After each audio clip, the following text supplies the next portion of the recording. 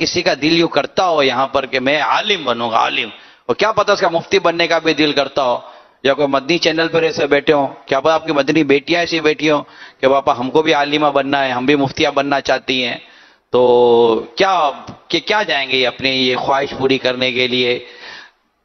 یہ مفتی صاحب چھوٹے تھے تو لائن میں لگ کے میرے سے ملنے آتے تھے حیدرآباد سے، ہاں قافلہ آتا تھا نا ان لوگوں کا حیدرآباد سے، تو یہی فیضان المدینہ کے سامنے جامعۃ المدینہ کے نیچے لائن لگتی تھی شب پیر کو، یہ آتے تھے ملتے تھے میرے سے، ان دنوں یہ حفظ کر رہے تھے مدرسۃ المدینہ۔ پھر یہ ایک بار انہوں نے مجھے کہا کہ حافظ تھی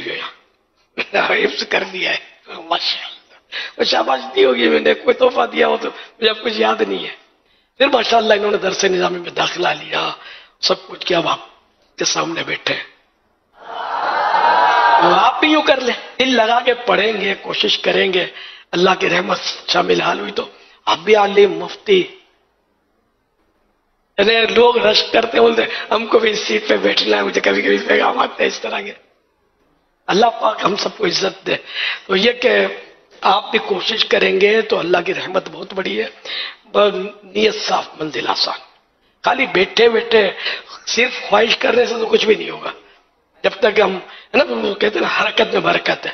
اب حرکت میں آئیں، داخلہ لیں، درس نظامی کریں، اللہ توفیق دے جس کو حفظ قرآن کی بھی سعادت حاصل کریں، اور درس نظامی کریں، اور یوں زینا بزینا اللہ کرے آپ مفتی اسلام بن جائیں، بہت بڑے مفتی بن جائیں،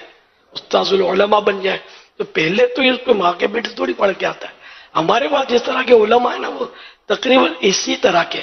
کہ جو معاشرے میں ایک عام فرد ہوتے تھے، گلیوں میں کھیلتے ہوتے تھے، وہ آہستہ آہستہ آہستہ بن کر اب عالم بن گئے، کوئی مفتی بن گیا، تو اس طرح مطلب یہ نہیں کہ مدرس بن گئے۔ ان مدرسوں کو بھی آپ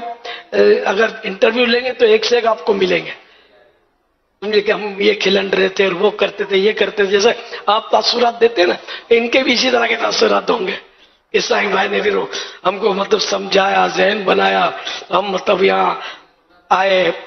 جامعۃ المدینہ میں پڑھنے کے لیے، وہ دل نہیں لگتا تھا، ہم بھاگ گئے تھے، پھر پکڑ کے لے آئے، سمجھا بجھا کر ذہن بنا کر، اور اس طرح